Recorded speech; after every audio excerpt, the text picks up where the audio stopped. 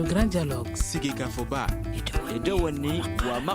Le grand dialogue de l'émission de débat du studio Tamani sur votre radio. Le grand dialogue. Bonsoir à tous, chers auditeurs, et nos excuses pour ce petit retard indépendant de notre volonté. Eau douce au Mali, comment éviter le drame? C'est le titre du grand dialogue de ce soir. L'eau est source de vie. Malgré tous les efforts consentis par les autorités, 1280 villages, fractions et sites pastoraux dont la population est comprise entre 1 et 2000 habitants n'ont pas accès à un point d'eau potable au Mali. Les dommages environnementaux sont-ils à l'origine des crises liées à l'eau au Mali? Est-ce que l'eau est accessible à toute la population au Mali? Que faut-il faire pour permettre une meilleure gestion de cette eau au plan local? Nous allons essayer de plancher sur ça avec nos invités. Ibrahim Guindo, il est directeur de la distribution à la SOMAGEP. Karim Dambélé est géophysicien et hydrogéologue. Il sera là en tant qu'analyste. Et monsieur le maire de la commune de Gouandiaga, Amara Traoré, sera au téléphone. Je suis Aliou Sidibé pour la présentation. Le grand dialogue. Demain, jeudi 22 mars, le Mali, à l'instar du monde entier, fêtera la journée mondiale de l'eau. Alors, monsieur Ibrahim Guindo, quelles sont les différentes sources d'eau au Mali? Merci, monsieur Sidibé, pour avoir donné l'opportunité d'exprimer à travers l'occasion de la journée mondiale de l'eau qui est célébrée le 22 mars de chaque année.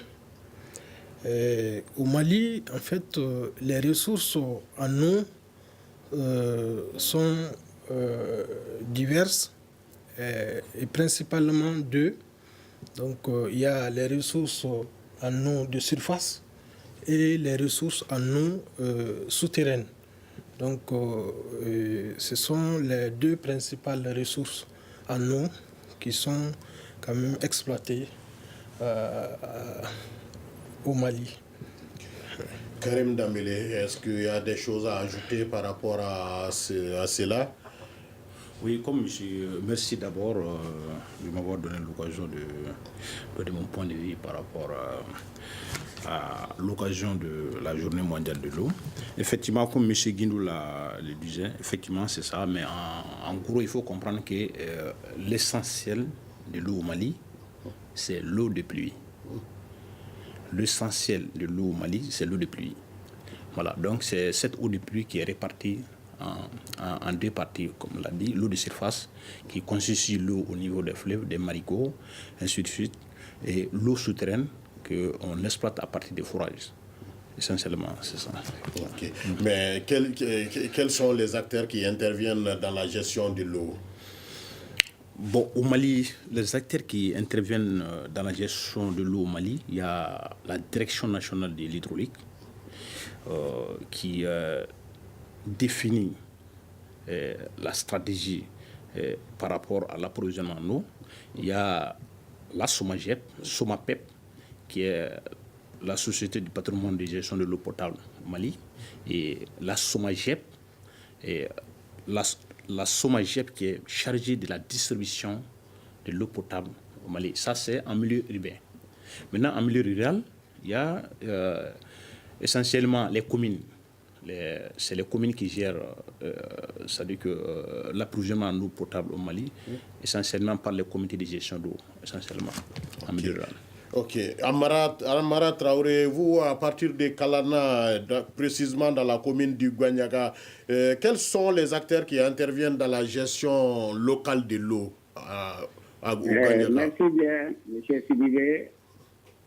Je remercie d'abord le studio Tamani pour avoir pris cette occasion de la journée mondiale de l'eau pour qu'on revienne sur un problème crucial aujourd'hui des collectivités territoriales, en ce sens que comme vous venez de le dire, les acteurs de l'eau, c'est pour vous dire qu'actuellement, il y a beaucoup d'acteurs de l'eau, en ce sens que les communes urbaines ou les grandes cités ont l'installation des AES, adduction d'eau sommaire, ou encore des AUEP qui fonctionnent actuellement dans beaucoup de villages. Mais aussi, au-delà de tout ça, également la gestion des forages qu'on appelle pompes à motricité humaine, qui sont aussi les sources de ravitaillement en eau potable de presque tous les villages. Donc, pour dire que du village jusqu'à la cité, la communauté intervient dans la situation.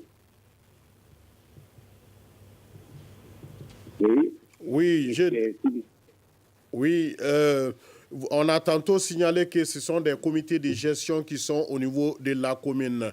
Est-ce qu'au niveau de la commune de Gwanyaga, comment cette gestion se porte dans votre commune? Bien, précisément chez moi à Kalana, il y a le comité de gestion. Puis l'installation de l'AUEP, nous avons un comité de gestion qui a quand même fait ses preuves, puisque depuis 2007, nous avons reçu une adduction d'eau, un château d'eau.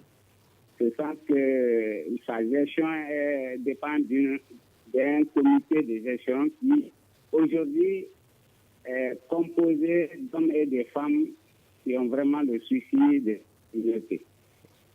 Et tout cela est placé sous l'autorité du maire. Merci. Ok.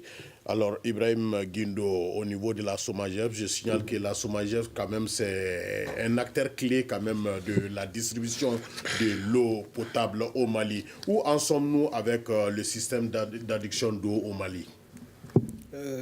Merci. Le système d'adduction d'eau au Mali, au niveau, en fait, de la SOMAGEP, qui a vu le jour en 2010, suite à la réorganisation du cadre institutionnel du secteur de l'eau. Et donc, au départ, la SOMAGEP gérait 18 centres. Et depuis 2017, il y a quand même un élargissement du périmètre d'affermage de la SOMAGEP qui est en cours et avec environ une soixantaine de nouveaux centres qui sont en cours d'intégration dans le périmètre d'affermage de la SOMAGEP et dans le périmètre de concession de la SOMAPEP également. Voilà. Donc, pour ce qui concerne la situation de l'alimentation en eau dans les 18 centres qui étaient gérés jusqu'en 2017 par la SOMAGEP, globalement, on peut dire que il y a quand même des avancées, il y a quand même une amélioration de la qualité de desserte envers nos clients. Mais à certains niveaux, au niveau de certains centres, nous avons quand même des déficits tels que Bamako, où le déficit à date avoisine les 150 000 mètres cubes par jour. Donc, ce qui fait que il y a quelques difficultés à alimenter, assurer une certaine continuité de services au niveau de certains quartiers. Mais nous faisons tout quand même pour que les clients puissent disposer au moins dans les 24 heures quand même de l'eau à tous les niveaux de Bamako et également dans les centres qui sont gérés par la SOMAGEP. Donc il y a également des actions qui sont en cours par rapport à l'augmentation de ces, ou bien au comblement de ces déficits, que ce soit à Bamako, avec le projet de Kabbalah. Et également, récemment, il y a un projet qu'on appelait PADS qui a concerné 4 villes, Kai, Sikasso, Kuchala et puis Kati, où on a pu augmenter leur capacité de production. Mais pourquoi le choix de ces 4 villes? Le choix de ces 4 villes, en fait, c'est un programme qui rentre dans le cadre du plan d'accès à l'eau potable avec le département. Et donc, il y a en fait plusieurs volets, que ça, un volet eau potable et assainissement financé par la coopération dano-sino-audoise. Et donc, le choix a été porté sur ces villes compte tenu de certains nombres de déficits qu'on avait au niveau de ces villes-là. Mais est-ce à dire que le déficit était énorme dans ces 4 villes-là, plus que dans les autres villes du pays? Oui, bon, oui, des déficits étaient quand même assez importants dans la région de Sikasso, dans la ville de Sikasso, les déficits étaient très importants. À Kuchala, il y avait également un déficit important. Et à Kati, qui était alimenté par la ville de Bamako, était très déficitaire. Et donc, avec la réalisation de ce projet, donc ça a permis quand même d'accroître de façon significative la capacité de production et donc pour faire face aux besoins de nos clients. Ok. Et Karim Dambélé, vous, en tant que hydrogéologue et géophysicien, vous êtes un des acteurs aussi de non seulement la prospection, mais aussi de l'exploitation quand même des ressources en eau. Alors, où en sommes-nous d'après vous? Est-ce qu'il y a des choses à ajouter par rapport à l'intervention d'Ibrahim Guindo, par rapport à l'addiction, le système d'addiction au Mali? Ok, effectivement, il y a des choses à ajouter, il y a beaucoup de choses à ajouter. Oui, allez-y. Et si nous sommes là aujourd'hui, il faut reconnaître qu'au Mali, c'est vraiment difficile. L'État a fait beaucoup. C'est vrai, l'État a fait beaucoup, mais il reste beaucoup à faire. Parce que vu le taux de desserte en eau des populations, en milieu urbain, ça tourne autour de 75-80%. Et en milieu rural, c'est encore pire. 44%. C'est vraiment difficile.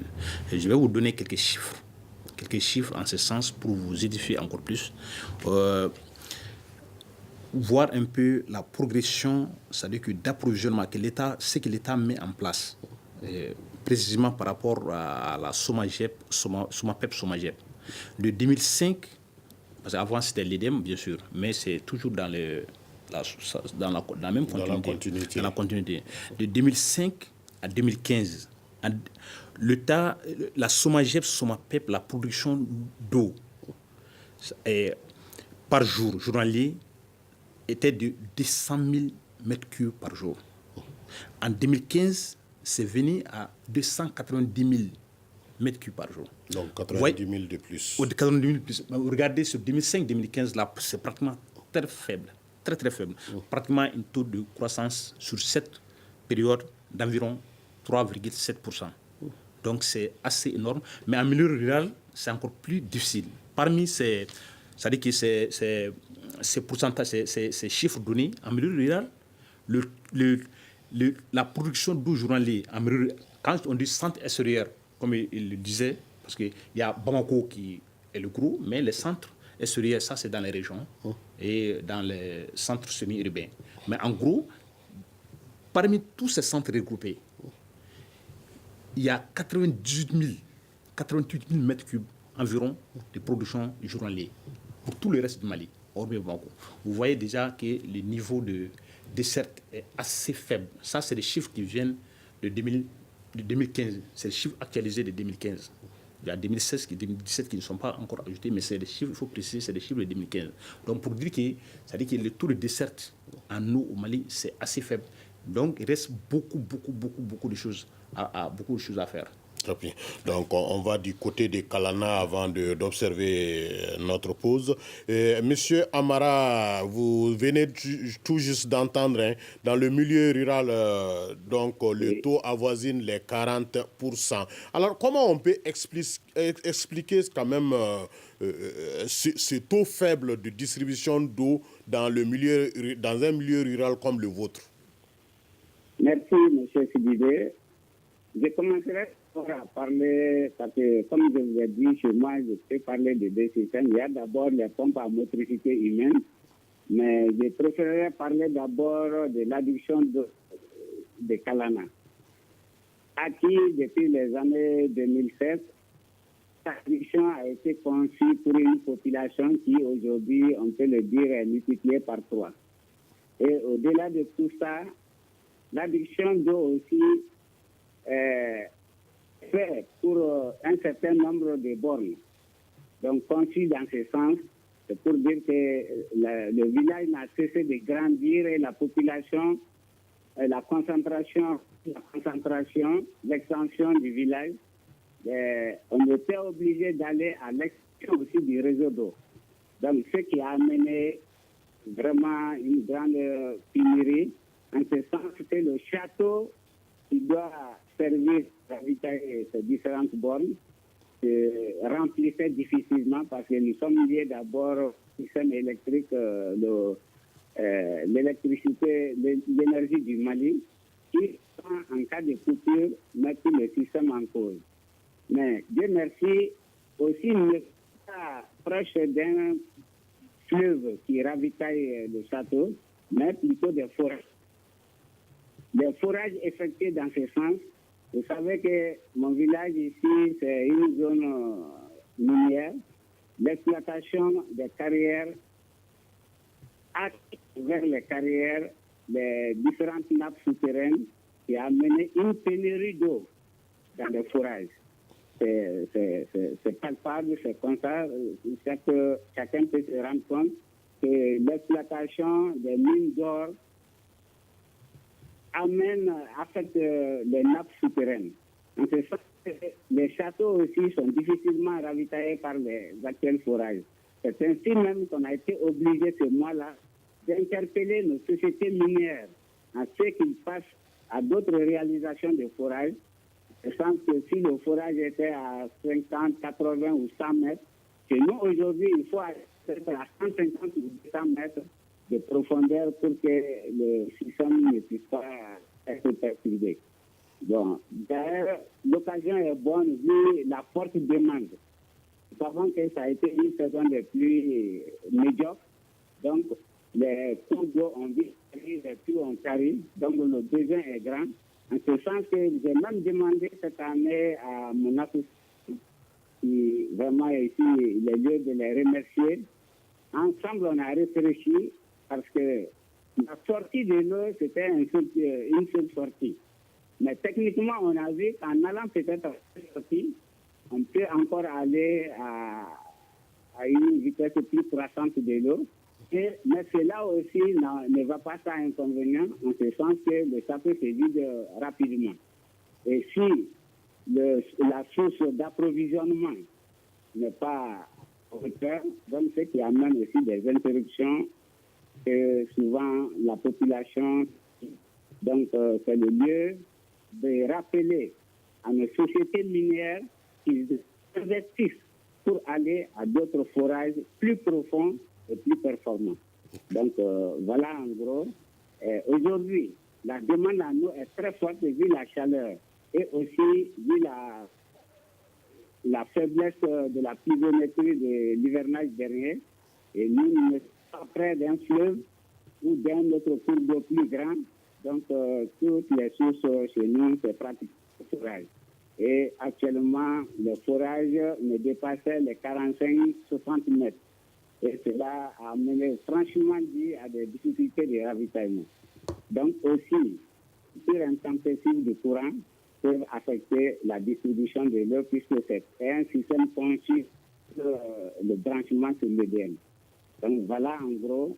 Aujourd'hui, vraiment, Formula à Kalana et dans tous les villages où il y a encore les systèmes à pompe manuelle, des problèmes. Je suis tous les jours interpellé par la population pour ce ravitaillement en eau. Et je crois que nous avons bon espoir que ceux-là qui doivent nous aider à la solution seront à l'écoute pour dire que dans la conception désormais des forages, il faut aller à des profondeurs plus importantes que les premiers forages. Ils sont aujourd'hui presque tous à sec. La population va...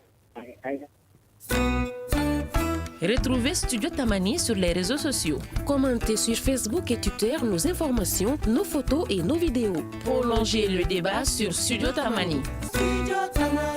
Retour donc sur ce plateau pour ce grand dialogue qui porte sur l'eau douce au Mali. Comment éviter le drame avec nos invités Ibrahim Guindo, directeur de la distribution à la SOMAGEP, Karim Dambélé, géophysicien et hydrogéologue en tant qu'analyste, et Amara Traoré, il est maire de la commune du Gwandiaka. Donc, on va s'intéresser au cas particulier des régions du nord et du centre où le besoin a causé des déplacements de population à Tessit. Et pas plus qu'hier à Ménaka, la population a manifesté son mécontentement pour la mauvaise gestion de cette eau. Alors, on va suivre ce reportage de Studio Tamani. Du nord au sud, tout le monde se plaint de cette situation. Dans la commune urbaine de Ménaka, où il n'y a qu'une seule adduction d'eau pour toute la population, la distribution de l'eau potable est un réel challenge pour la SOMAGEP. Nanout Kotia est le maire de la commune de Ménaka. Ménaka a un problème. Il n'y a qu'une adduction d'eau avec un seul château de 75 mètres cubes et que ce château n'arrive même pas à servir toute la vie. Les quartiers périphériques de Ménaka n'ont pas d'eau. On est obligé de faire la gymnastique pour chercher avec des partenaires tels que Barkhane pour avoir des petits forages pour les populations. Tout comme dans le nord du pays, le centre est également confronté au même problème. À Mopti, la population vit un paradoxe. Les habitations les plus proches des forages n'ont pas accès à l'eau potable. Issa Tapo est un habitant de Mopti. Dans les quartiers périphériques de Mopti, là où se situent même les forages de la SOMAPEP, nous constatons que ces quartiers qui sont situés souvent à 100 mètres de forages, ces quartiers n'ont pas de l'eau potable.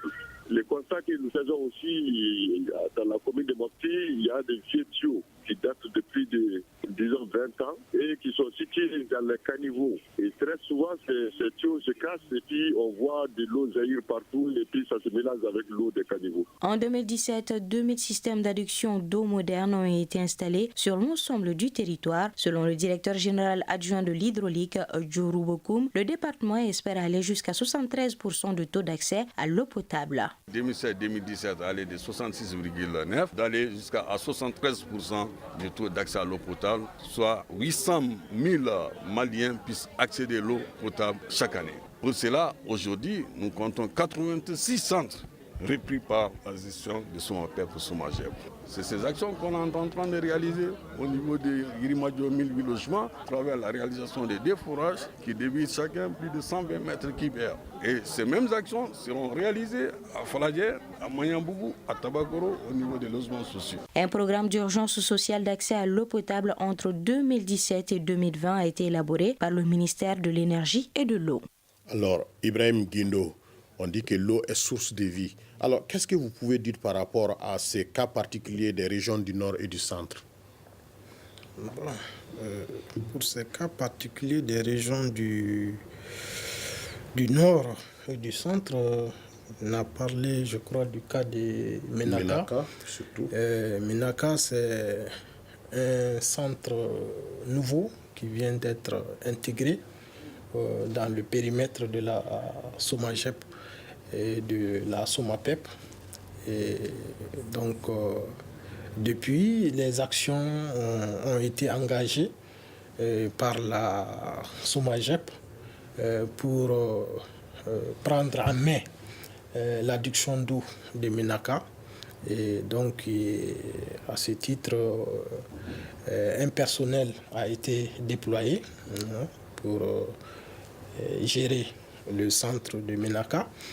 Mais il faut dire que la situation, l'état des lieux de l'adduction d'eau, tel qu'il y a quand même un besoin de réhabilitation et un besoin de renforcement de la production. Il y a également au niveau du réseau de distribution, ce qui a été constaté, la présence de beaucoup de réseaux ficelles, c'est-à-dire que c'est des canalisations de petits diamètres qui engendrent beaucoup de pertes de charge, donc qui diminuent considérablement la pression et qui fait qu'il y a une dégradation de la qualité de la distribution de l'eau. Et donc des actions, comme je l'ai dit, sont engagées au niveau des actions d'urgence, ont été ciblées vers un certain nombre de nouveaux centres dont Ménaka fait partie. Donc, et je crois qu'il y a eu déjà des missions de terrain également pour essayer d'approfondir les premiers diagnostics. Monsieur Guindo, oui. Avec tous ces cours d'eau qui traversent le Mali, est-ce on peut dire que la demande dépasse l'offre? Bon, je dirais que avec tous ces cours d'eau, ce qu'il faut remarquer aussi, c'est-à-dire que la répartition la disponibilité de l'eau n'est pas équitablement répartie sur le territoire. Donc, on peut dire que en termes de disponibilité, il n'y a pas de problème, mais à certains endroits, c'est-à-dire que vous trouverez que la ressource soit difficile à accéder ou est très très éloignée. Donc, vous voyez, il y a quand même ce contraste-là qui est là, bon, qui fait qu'à certains endroits, on a recours aux ressources en eau souterraines, bon, avec des débits souvent qui ne sont pas très très élevés, et à l'échelle urbaine. Et donc, ça amène quand même à la réalisation de plusieurs ouvrages et qui alourdissent en fait l'exploitation du système. Voilà. Donc, je dirais que l'eau, la quantité d'eau, on peut dire qu'elle est suffisante, mais ça dit qu'il n'y a pas une répartition équitable à travers le territoire. Ok. Voilà. Karim Dambélé, est-ce que selon votre constat, il y a un suivi des réalisations qui sont sur place? Est-ce que le défaut de suivi n'a pas sa responsabilité dans ces déficits-là? Oui, bon, le suivi, on peut toujours améliorer. Mais comme il vient de le dire M. Guindo, en fait, ce qu'il faut comprendre, c'est que, comme vous l'avez dit, il y a la ressource. L'eau, la ressource en tant que telle ne peut pas être consommée comme ça. Ça, il faut comprendre. C'est-à-dire qu'il y a l'eau potable. C'est-à-dire que l'eau simple ne peut pas être consommée, il faut la rendre potable. La rendre potable, c'est-à-dire que c'est de la rendre consommable. Pour la rendre consommable, pour ça, il y a certaines phases qu'il faut le faire. Et c'est ce qui amène les systèmes, comme vous l'avez dit, système d'adduction d'eau. Et au Mali, pratiquement, les différents types sont, comme la SOMAGEP, les stations compactes, qui pompent l'eau au niveau du fleuve, qui filtrent, qui traitent, ensuite qui distribuent. Mais est-ce qu'au niveau de ces traitements même, il n'y a pas de difficultés? Parce que récemment, sur les réseaux sociaux, on a vu quand même des images d'eau de robinet, vraiment à Bamako ici, où on voit que c'est de l'eau carrément trouble. Ok. M. Guindo est là, peut-être qu'il pourra nous édifier. J'ai vu effectivement les images. Moi aussi, chez moi, j'en ai fait le constat. Parfois, je crois que souvent, c'est-à-dire que c'est... Dès qu'il y a... C'est-à-dire qu'il y a plusieurs systèmes. L'eau, dès que l'eau est traitée, pour ça, peut-être lui va nous édifier beaucoup plus, mais je vais juste essayer de donner, c'est-à-dire qu'il y a un début de réponse à votre question. En fait, l'eau, quand on traite l'eau, au niveau du traitement, l'eau est traitée et il y a la deuxième phase qui consiste le transport de l'eau. C'est-à-dire que où est-ce qu'on amène l'eau? Sur ce chemin, tous ces problèmes peuvent arriver sur ce chemin. Et pour ça, le transport de l'eau, il y a des conduites qu'on installe sur quoi l'eau suit. C'est-à-dire que ces conduites sont en plusieurs types de matériaux. Il y a les PVC qu'on utilise, il y a les fontes, il y a les galvas.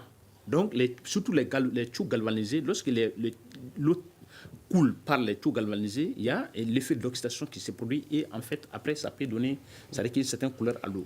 Okay. Donc, essentiellement, c'est ça. Peut-être M. Guino pourra nous édifier encore beaucoup plus. Ok, M. Guino, rapidement, une réaction pour ce point précis. Oui. En fait, j'ai vu également les images sur la qualité qui disent que c'est la qualité. Bon, ce que je peux dire, je crois que il faut montrer quelque chose qui semble un peu vrai quand même. Parce que quand on analyse même l'image, on voit ce qui sort du robinet par rapport à ce qui est dans le récipient. En fait, en regardant, on sent que en fait, je trouve que c'est du montage. Montage. Et je crois que non, vous avez parlé, je crois que je vais parler. Et pour ce qui concerne de la qualité de l'eau de la SOMAGEP, je vais quand même dire qu'au niveau de la SOMAGEP, au niveau de toutes les chaînes de production, depuis le prélèvement dans le fleuve, l'eau est contrôlée. Et les traitements sont effectués à tous les niveaux. Mais quand vous dites que c'est un montage, est-ce que vous avez les preuves? Qu'est-ce qui vous permet d'aller sur cette base? Sur cette base, je dis c'est la couleur que je vois qui ne ressemble pas du tout à l'eau de la SOMAGEP. Mais l'image également ne donne aucune preuve que c'est l'eau de la SOMAGEP. Ok. Voilà. D'accord. Je voudrais ajouter tout simplement, rapidement que, en fait, ce qu'il faut reconnaître par rapport à la qualité de l'eau, comme il a dit, M. Dambélé, vous savez, au niveau de nos installations domiciliaires, il y a beaucoup de tuyaux galvanisés qui sont utilisés. Et donc, comme il a dit, avec le phénomène d'oxydation, lorsque il y a en fait une rupture temporaire et qu'après il y a l'arrivée d'eau, et lorsque on ouvre, les premières eaux qui sortent ont une couleur un peu de rouille. Donc ça, je crois que ça c'est dans tous les systèmes qui utilisent en fait les tuyaux galva. Donc, au niveau des installations intérieures également, il faut, je crois, sensibiliser. Donc, il serait recommandé de moins utiliser ces tuyaux galvanisés. Moins utiliser ces tuyaux galva qui se rouillent. Bon, cela ne dit pas qu'au niveau du réseau de la SOMAGEP, nous utilisons également des tuyaux en fonte qui peuvent également présenter quelques dépôts. Avec les arrêts, ça peut donc se retrouver. Mais il faut reconnaître également, à travers les centres qui sont gérés par la SOMAGEP, nous avons en fait des points de contrôle. À Bamako, par exemple, nous avons plus de 100 points de contrôle pour s'assurer de la qualité de l'eau que nous distribuons à nos clients. En plus de cela, je vais ajouter qu'il y a le laboratoire national des eaux qui périodiquement contrôle la qualité en fait de l'eau, et ces résultats sont disponibles à travers des bulletins que tout le monde peut voir. Donc on va essayer de progresser par rapport à ce point et retrouver Amara Traoré, parce qu'il parlait tantôt de pollution d'eau dans sa commune, et nous savons que les inondations et la sécheresse également, tous ces fléaux aggravent la dégradation de la végétation, des sols, des cours d'eau. Alors, quel peut être, Amara Traoré, leur impact sur le développement de votre zone? Merci bien, M. Sidivé. C'est pour dire encore que c'est un paradoxe parce que pour beaucoup, c'est une zone de pluie. Effectivement, il pleut. Mais vous savez que la nature du sol même ne garde pas de l'eau. Pendant l'hivernage, toutes les eaux sont en ruissellement et il suffit quelques temps pour que tout disparaisse. Donc, c'est pour dire que, comme vous venez de le dire, il serait mieux pour vraiment maintenir le système. D'abord, comme je vous ai dit, c'est une zone minière. Le contrôle, effectivement, comme le disait l'autre tout de suite, il y a un contrôle régulier de certains points pour voir chez nous, ce n'est pas des tuyaux, au contraire, mais pourtant, pour voir effectivement est-ce que ces exploitations minières n'affectent pas l'eau souterraine. Ce contrôle-là, quand même, est régulier, il faut le signaler. Maintenant, chez nous, ce que moi je conseillerais comme solution, c'est de faire des retenues d'eau, que toute l'eau qui vient pendant l'hivernage ne soit pas évacuée directement dans les fleuves et quelques mois après tomber en difficulté.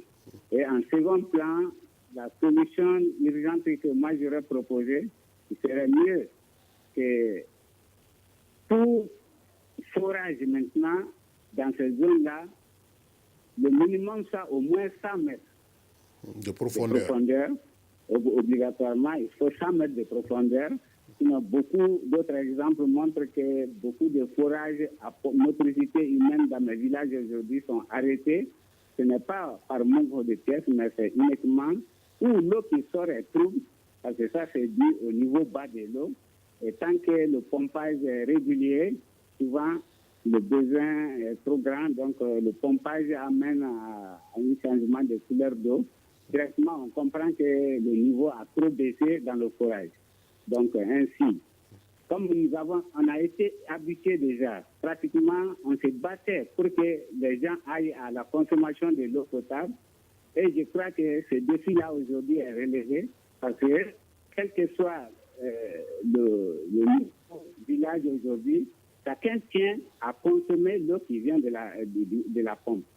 Donc je crois que si le défi de ne pas consommer de l'eau de fleuve ou de marigots, il s'agirait pour nous maintenant de nous battre pour que cette population accède facilement à l'eau potable, qui sera mieux pour la santé de la population. Ok, merci beaucoup, monsieur le maire. Le défi est vraiment élevé. Merci beaucoup. Alors, Karim Dambélé, pourquoi on ne va pas vers le recyclage de l'eau, par exemple? Est-ce qu'il y a une loi qui parle de ces questions de recyclage d'eau usée, par exemple, au Mali?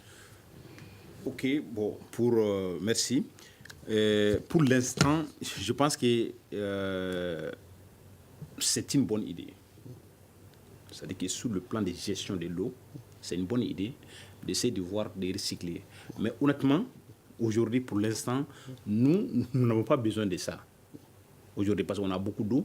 Mais la première des choses il faudra pouvoir donner l'eau, c'est-à-dire qu'à 100%, au moins 90% à la population.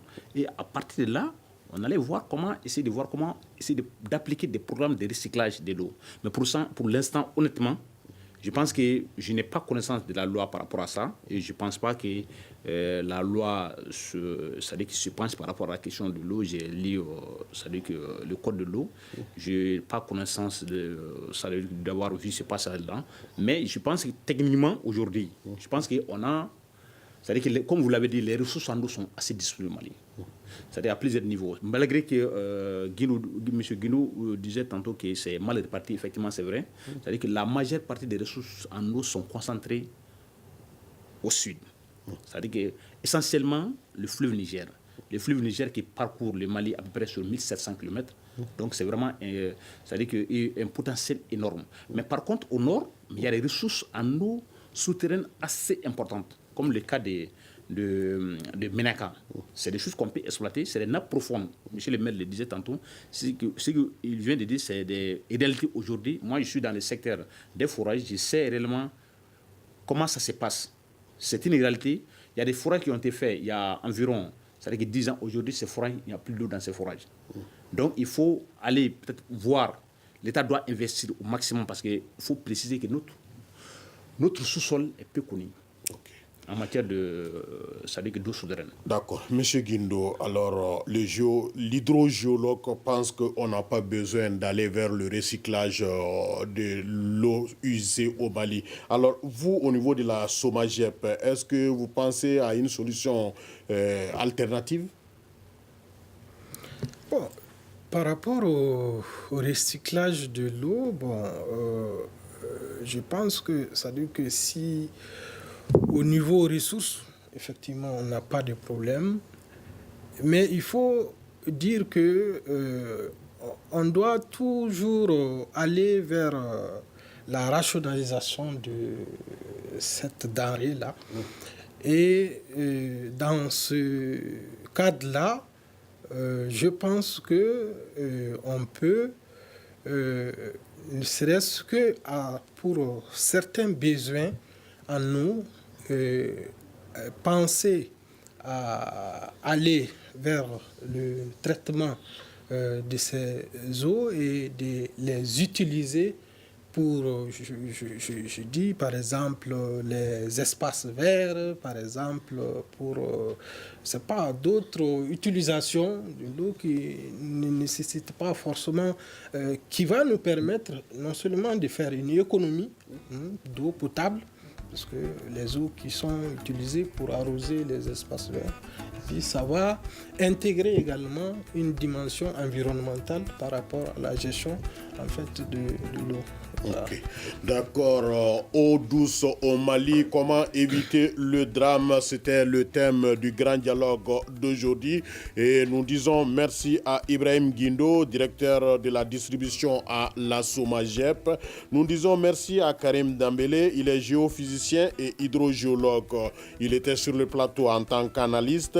Amara Traoré, nous te disons merci. Il est le maire de la commune du Gwandiaka. Alors, nous sommes donc au terme de cette émission. Merci de l'avoir suivi. Vous pouvez la retrouver sur notre site www.studiotamani.org. Réagissez sur les réseaux sociaux et sur notre répondeur au 75 84 11 11 et 75 84 12 12. Ce débat a été réalisé par Moumine Sendebou et mis en onde par Mamadi Keita. La régie vidéo était assurée par Peting Diara.